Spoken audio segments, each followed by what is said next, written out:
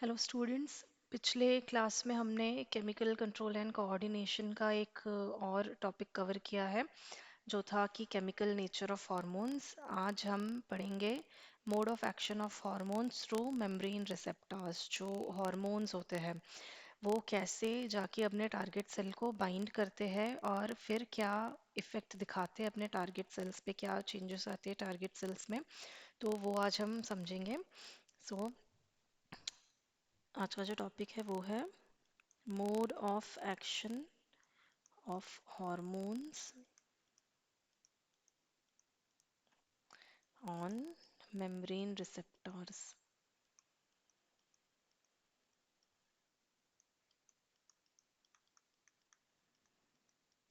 अब यहाँ पे देखिए, कुछ हॉर्मोन्स ऐसे होते हैं जिनके रिसेप्टर्स जो है टारगेट सेल के ऊपर। अब सपोज ये कोई टारगेट सेल है, ठीक है, ये आपका टारगेट सेल है और ये है उसकी सेल मेम्ब्रेन। तो कुछ हॉर्मोन्स के जो रिसेप्टर्स है वो टारगेट सेल की सेल मेम्ब्रेन के सरफेस पे प्रेजेंट होते हैं। और कुछ ऐसे हार्मोन्स होते हैं जिनके जो रिसेप्टर्स है वो टारगेट सेल के सेल मेम्ब्रेन पे नहीं बल्कि अंदर प्रेजेंट होंगे, सेल के अंदर साइटोप्लाज्म में कहीं प्रेजेंट हो सकते हैं। सो हम ये दोनों ही आज देखने वाले हैं, जिन हार्मोन्स के रिसेप्टर्स सेल मेम्ब्रेन के सरफेस पे होते हैं उनका मोड ऑफ एक्शन क्या होता है, जिनके रिसेप्टर्स सेल के अंदर होते हैं साइटोप्लाज्म में होते हैं उनका मोड ऑफ एक्शन क्या होता है। ये दोनों टॉपिक्स आज हम कवर करेंगे। सो पहले शुरू करेंगे with the receptors that are present on the outside of the membrane, यानी कि एक्स्ट्रा सेल्यूलर रिसेप्टर्स जब होंगे तो मोड ऑफ एक्शन क्या होगा हार्मोन का, वो अभी हम देखेंगे। अब देखिए, जो हार्मोन्स होते हैं वो हमें पता है कि उन्हें जाके बाइंड करना होता है अपने टारगेट सेल पे। अब टारगेट सेल पे ये हार्मोन स्पेसिफिकली कहाँ बाइंड करते हैं, उनके रिसेप्टर्स पे। टारगेट सेल पे हार्मोन्स के रिसेप्टर्स होते हैं और इन्हीं रिसेप्टर्स के साथ आपका जो हार्मोन है वो बाइंड करता है। अब ये जो रिसेप्टर्स होते हैं, ये रिसेप्टर्स या तो एक्स्ट्रा सेल्यूलर हो सकते हैं, एक्स्ट्रा सेल्यूलर यानी कि वो सेल मेम्ब्रेन के ऊपर प्रेजेंट हो सकते हैं, या फिर ये इंट्रा सेल्यूलर हो सकते हैं। इंट्रा सेल्यूलर यानी कि वो सेल के अंदर हो गए, मे बी सेल के साइटोप्लाज्म में। तो कुछ हॉर्मोन्स के रिसेप्टर्स यहाँ पे एक्स्ट्रा सेलुलर होने वाले हैं, कुछ के इंट्रा सेलुलर। दोनों ही प्रकार के रिसेप्टर्स को ये जो हॉर्मोन्स है वो किस तरीके से बाइंड करेंगे और क्या इनका मोड ऑफ एक्शन रहेगा वो अब हम समझेंगे। तो हम सबसे पहले शुरू करेंगे with the mode of action of hormones जिनके रिसेप्टर सिचुएटेड है on the cell surface, cell membrane के सरफेस पे। सो ये रहेगा आज का हमारा पहला topic, mode of action of hormones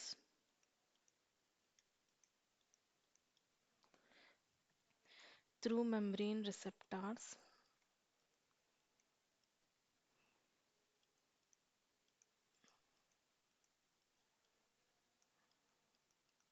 यानी यहाँ पे हम किसकी बात कर रहे हैं, हम एक्स्ट्रा सेल्यूलर रिसेप्टर्स की बात कर रहे हैं। जो रिसेप्टर्स है वो कैसे है, एक्स्ट्रा सेल्यूलर है, यानी कि सेल मेम्ब्रेन पे प्रेजेंट है, सेल मेम्ब्रेन के सरफेस पे ये रिसेप्टर्स प्रेजेंट है।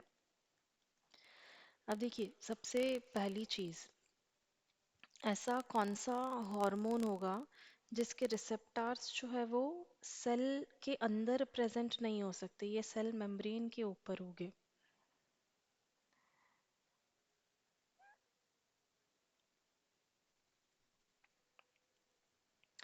ये वो हार्मोन्स होते हैं जो कि लिपिड सॉल्युबल नहीं होते हैं। देखो, आपको पता है कि कोई भी सेल, उसकी जो प्लाज्मा मेम्ब्रेन होती है, ये प्लाज्मा मेम्ब्रेन लिपिड बाइलेयर होती है ना, फॉस्फोलिपिड से बनी होती है। ये फॉस्फेट और ये उसकी लिपिड टेल, और ऐसी ही एक और लेयर होगी अंदर की तरफ भी। सो ये फॉस्फोलिपिड बाइलेयर से बनती है। यानी कि यहाँ पे क्या होते हैं, सेल मेम्ब्रेन में क्या प्रेजेंट होते हैं, लिपिड्स प्रेजेंट होते हैं। अब अगर कोई भी ऐसा हार्मोन है जो लिपिड सॉल्युबल नहीं है, ये वाटर सॉल्युबल हार्मोन है, तो क्या वो हार्मोन इस लिपिड बाइलेयर को क्रॉस करके अंदर जा पाएगा, नहीं जा पाएगा। तो इसीलिए अगर इसके रिसेप्टार्स अंदर होंगे तो ये क्या ही अंदर अब जाके अपने रिसेप्टार को बाइंड कर पाएगा, नहीं कर पाएगा। सो इसी वजह से ऐसे जो हार्मोन्स है जो कि लिपिड सॉल्युबल नहीं है, उन हार्मोन्स के रिसेप्टार्स सेल मेम्ब्रेन के ऊपर ही प्रेजेंट होते हैं। सो जो आपके वाटर सॉल्युबल हार्मोन्स है या नॉन लिपिड सॉल्युबल हार्मोन्स कह दो, इनके रिसेप्टार सेल सरफेस पे प्रेजेंट होते हैं। तो मेनली ये कौन से हो गए, जो स्टीरॉयड हार्मोन्स नहीं है, जैसे कि आपका एफएसएच हो गया, एलएच हो गया, प्रोटीनेशियस हार्मोन्स जो हो गए है ना, इन हार्मोन्स के रिसेप्टार सेल सरफेस पे हो गए। यहाँ पे मेंशन कर देती हूँ मैं, एफएसएच हो गया, एलएच हो गया आपका, फिर ग्रोथ हार्मोन हो गया जैसे। तो इन ये protein and peptide based hormones है, तो इनके जो रिसेप्टार्स है वो सेल सरफेस पे होने वाले हैं। अब इस पूरे प्रोसेस को समझने के लिए हम एक और दूसरा पेज ले लेते हैं। तो देखो, सबसे पहले मैं यहाँ पे बना दूंगी एक सेल मेम्ब्रेन। यहाँ पे हम एक सेल मेम्ब्रेन बना देते। अब ये देखो, ये रिसेप्टार के लिए स्पेस में बना रही हूँ। जो हार्मोन का रिसेप्टार होगा वो कहाँ है, सेल सरफेस के ऊपर है, मतलब मेम्ब्रेन सरफेस पे है। एक एग्जांपल इसका ले लेते हैं, एफएसएच। एफएसएच एक ऐसा हार्मोन है जिसके रिसेप्टार्स एक्स्ट्रा सेल्यूलर होने वाले हैं। तो सबसे पहले क्या होता है, अब ये आपका हार्मोन हुआ, ये क्या है, इसका रिसेप्टार है जो कि सेल सरफेस पे प्रेजेंट है। तो सबसे पहली चीज़ यहाँ क्या होगी, जब ये हार्मोन ग्लैंड से रिलीज होके आएगा, ये जाके बाइंड होगा अपने टारगेट सेल के सरफेस पे, इसके रिसेप्टार पे बाइंड होगा। और क्या फॉर्म हो रहा है यहाँ पे, हार्मोन रिसेप्टार कॉम्प्लेक्स। ये फॉर्म हो गया आपका हार्मोन रिसेप्टार कॉम्प्लेक्स।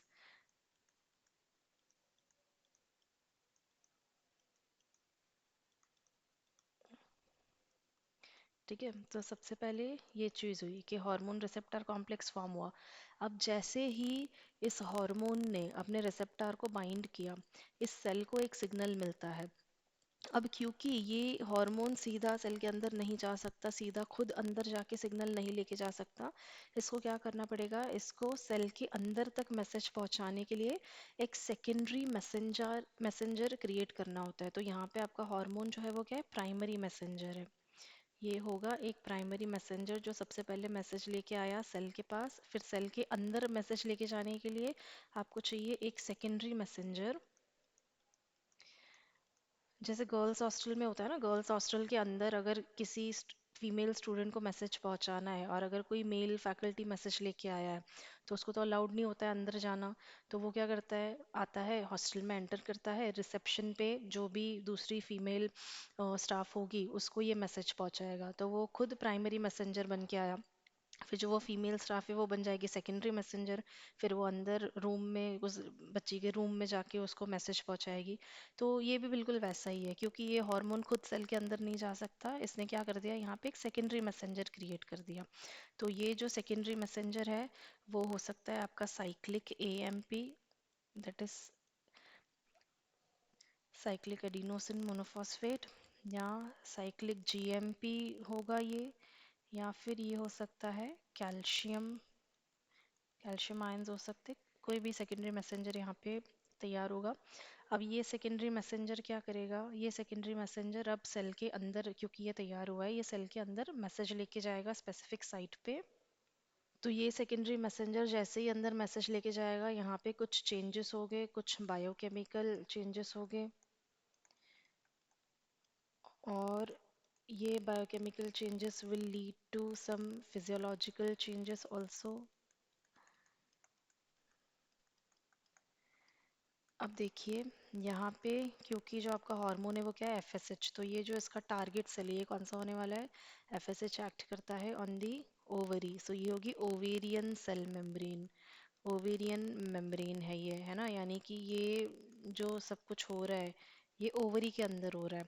सो यहाँ पे फिजियोलॉजिकल चेंजेस क्या हो गए, जब एफएसएच ओवरी को सिग्नल देता है तो ओवरी क्या करती है, फॉलिकल्स का डेवलपमेंट करती है। तो इसके रेस्पॉन्स में यहाँ पे क्या होगा, जो ओवेरियन फॉलिकल्स है, फॉलिकल्स यहाँ पे डेवलप होना शुरू हो जाएंगे। सो ये चेंजेस इसमें हो गए। सो इस तरीके से देखिए आपका जो वो हार्मोन्स है जिनके एक्स्ट्रा सेलुलर रिसेप्टर्स होते हैं वो इस तरीके से काम करते हैं। वो खुद प्राइमरी मैसेंजर बन के आते हैं, फिर सेल के अंदर मैसेज लेके जाने के लिए सेकेंडरी मैसेंजर जनरेट करते हैं, और इस तरीके से फिर उसमें सेल के अंदर चेंजेस आते हैं। ठीक है, तो अब हम देखेंगे जिन हॉर्मोन्स के इंट्रा सेलुलर रिसेप्टर्स होते हैं वो कैसे काम करते हैं। तो अब हम देखेंगे mode of action of hormone through intra cellular receptors.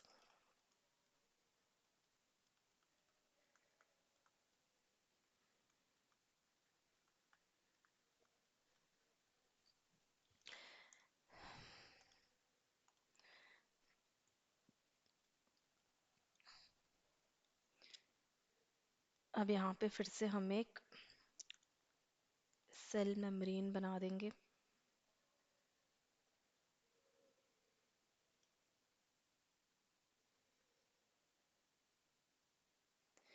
ठीक है, ये हमारी सेल मेम्ब्रेन है। अब यहाँ पे जो हार्मोन्स होंगे वो होंगे स्टीरॉयड हार्मोन्स। ठीक है, इसमें स्टीरॉयड हार्मोन्स इन्वॉल्व हो गए। क्यों? क्योंकि स्टीरॉयड हार्मोन्स ये लिपिड सॉल्युबल हार्मोन्स है। सो ये तो बिल्कुल सेल मेम्ब्रेन को क्रॉस करके अंदर जा सकते हैं।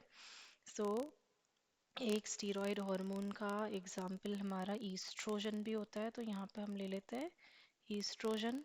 अब ईस्ट्रोजन का जो टारगेट सेल है वो क्या होता है, टारगेट ऑर्गन क्या होता है, यूट्रस।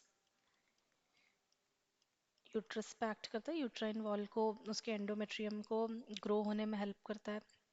सो आप देखो ये जो आपका ईस्ट्रोजन है, ये ईस्ट्रोजन जब रिलीज होगा by the follicles, developing ovarian follicles इसको प्रोड्यूस करते हैं, हमें पता है।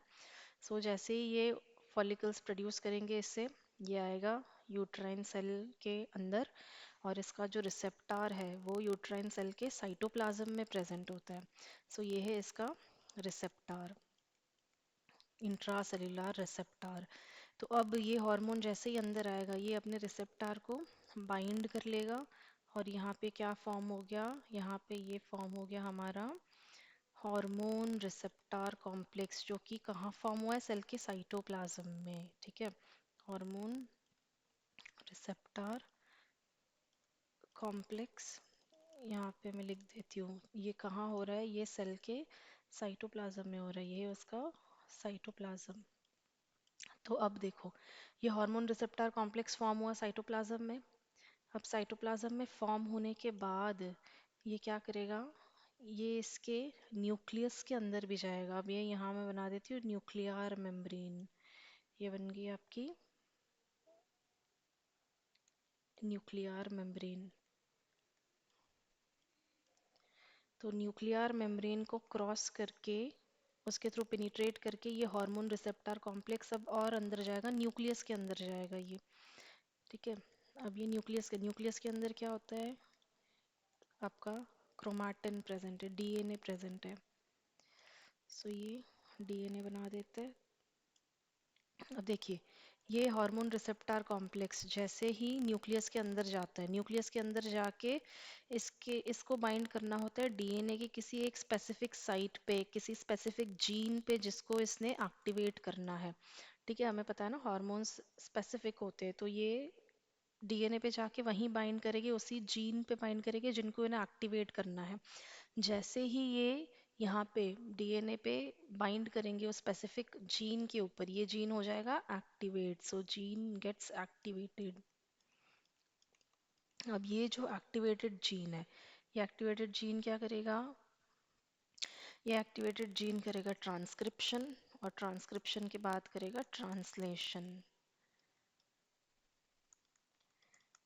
इसका होगा ट्रांसक्रिप्शन, ट्रांसक्रिप्शन यानी ये एमआरएनए फॉर्म करेगा। ठीक है, डीएनए में से यहाँ से एमआरएनए फॉर्म होने वाला है, और एमआरएनए में से फिर क्या फॉर्म होगा,